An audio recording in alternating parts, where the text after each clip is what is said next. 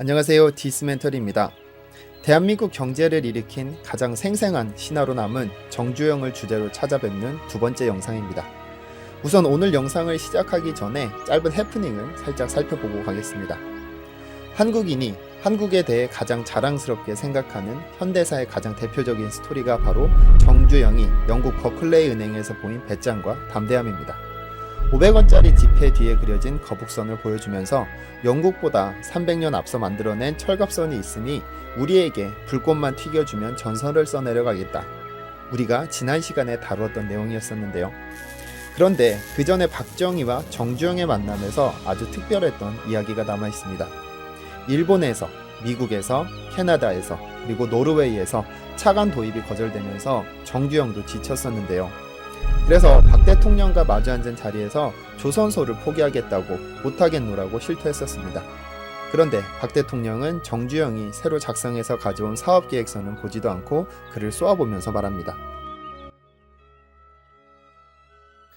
국가가 절실히 원하고 한나라의 대통령이 그토록 염원하는 사업인데 이렇게 쉽게 못하겠다는 말씀이 나오시오. 대통령이 자존심을 걸고 추진하려는데 기업이 무시하는 것은 국가를 경시하는 것이오. 지금 내 앞에 앉아있는 사람이 그 반대에도 무릅쓰고 장렬하는 중동의 태양볕 아래에서 고속도로를 건설한 정주영 회장이 맞소. 그동안 경제부흥을 내세우면서 정책적으로 건설, 철강, 조선 등의 핵심 사업을 내세우면서 경제부흥을 가속화시키려던 박 대통령의 염원이 일순간에 무너지는 상황이 펼쳐진 것입니다. 그리고는 정주영을 붙잡고 왜 조선소가 필요한지, 조선소가 국내 경제에 어떤 영향을 미치게 될지 자세하게 설명하면서 확신을 심어주었습니다. 결국 정주영은 조선소 건설을 포기하지 못한 채로 청와대에서 물러나옵니다. 청와대에서 나온 직후에 그는 이렇게 말했다고 하죠. 박 대통령 집념이 대단한 줄은 알았지만 그 정도인 줄은 몰랐어. 그래서 나는 대통령을 위해서 내 몸을 던지기로 했다. 지금은 국가 경제력이 워낙 모자라서 어쩔 수 없지만 내가 앵무새가 되어도 좋고 자존심이 짓밟혀도 좋아. 일국의 대통령이 자존심을 버리고 부탁을 하는데 내가 못한다고 할 수는 없는 것이다. 결국 이런 대화가 오고 간 후에 정주영은 영국으로 건너가서 4,300만 불의 차관을 받아낸 것이죠. 정주영이 리바노스에게 주문받은 선박은 26만 톤급으로 당시만 해도 엄청난 크기의 선박이었습니다. 그때까지 한국에서 만든 가장 큰 배는 펜코리아호라는 화물선이 전부였습니다. STX 펜오션으로 바뀐 범양상선이 주문한 선박으로 광물을 나르는 화물선이었는데 18,000톤급입니다. 대한조선공사가 건조한 나름 대형 선박이었습니다. 그런데 26만 톤급은 15배나 큰 선박이기 때문에 당시에는 상상도 할 수 없는 크기였습니다. 재미있는 건 당시 한국에는 26만 톤급이 얼마나 거대한 것인지 설명할 사람이 없었습니다. 본 경험이 없으니 설명할 수도 없었던 것이죠. 어쨌든 영국에서 차관을 받아 귀국한 정주영은 1972년 3월 23일 오후 2시 울산 미포만 백사장에서 현대중공업 올선조선소 기공식을 열었습니다. 이 기공식은 한국조선업의 기공식이자 한국조선업이 본격적으로 세계 무대에 데뷔한다고 선언하는 상징적인 행사이기도 했습니다. 기공식이 끝난 날부터 시작된 조선소 건설. 울산의 건설 현장은 차라리 전쟁과 같았습니다. 현장에서 활동하는 건설 인무만 2,000명이 넘어섰고 작업은 24시간 내내, 일주일 내내, 한 달 내내 쉬지 않고 반복적으로 돌아갔습니다. 그렇지만 정주영의 예상은 정확히 맞아떨어졌습니다. 조선소를 건설하면 새로운 일자리가 생기기 때문에 서민들이 직접 노동을 해서 돈을 벌기 시작한 것입니다. 작업장 내에서는 작업복을 입고 자는 사람, 작업복을 입고 일을 하는 사람이 뒤섞였고 세수를 제때 하는 사람은 단 한 명도 없었습니다. 그럼에도 지치는 사람은 없었죠. 자기 힘으로 돈을 벌고 있었으니까요. 정주영 역시 작업장에서 매일같이 현장을 돌면서 거의 인부들과 함께 살다시피 살을 부딪혔습니다. 그러면서 인부들에게 이런 명언을 남기게 됩니다. 여러분, 우리가 아무리 머리가 좋고 능력이 뛰어나도 10년, 15년을 노력해서는 우리보다 100년을 앞서가는 선진국을 따라잡기란 어렵습니다. 그들을 따라잡으려면 그들이 쓰는 10시간을 20시간, 30시간으로 늘려서 시간차를 극복해야 합니다. 결국 인부들의 노력과 정주영의 추진력이 어우러져서 불과 2년 3개월 만에 조선소를 완성했습니다. 그 짧은 기간에 리바노스에게 주문받은 26만 톤급 배 2척을 건조하면서 방파제를 쌓고 바다를 준설하고 안벽을 만들고 도크를 파고 14만 평 규모의 공장을 짓고 근로자 5,000명이 살 수 있는 집을 지었습니다.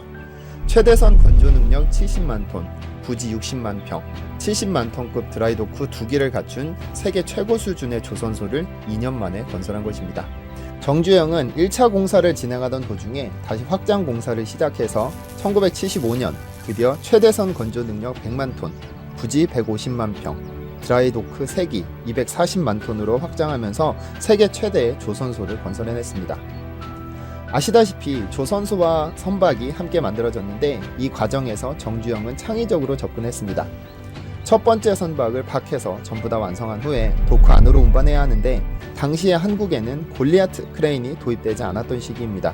그래서 기술자들이 손을 쓰지 못하고 있었는데 정주영이 해결책을 제시해 주었습니다. 상당히 가파른 경사였기 때문에 그 큰 배 뒤에서 불도저가 당겨가면서 속도를 줄여서 무사히 도크 안으로 진입시키는 데 성공했죠. 이처럼 조선소 건설은 사람들 저마다의 고정관념을 깨고 또 깨면서 온갖 창의력을 다 발휘해서 지었고 그렇게 최단 시간에 지을 수 있었습니다. 리바노스가 주문한 배 2척은 조선소가 준공되는 바로 그 자리에서 명명식을 가졌습니다. 조선소가 준공되는 자리에서 명명식을 갖는 것은 현대까지도 상당히 의아한 일인데요. 그러나 정주영의 생각은 달랐습니다. 배를 만드는 것이 목적이니까 배를 만들면 되는 것이지 꼭 조선소를 지어야 배를 만들 수 있는 것은 아니라는 생각이었습니다. 그렇게 만들어진 첫 번째 배를 보고 리바노스는 이제껏 본 그 어떤 배 중에서 최고의 배라면서 엄청난 칭찬을 늘어놓았다고 하죠. 울산조선소는 도크를 파내는 것도 그랬지만 배를 만드는 것도 모두 세계 기록을 세웠습니다. 이렇게 해서 미국과 중국의 100분의 1밖에 안 되는 대한민국이 선박 제조국으로 태어나게 된 것입니다. 한국이 수주량 기준으로 처음 일본을 누르고 세계 1위를 기록한 것은 1993년입니다. 본격적으로 1위를 차지한 것은 1999년. 하지만 현대중공업은 이보다 훨씬 앞선 1983년 세계 1위에 올랐습니다.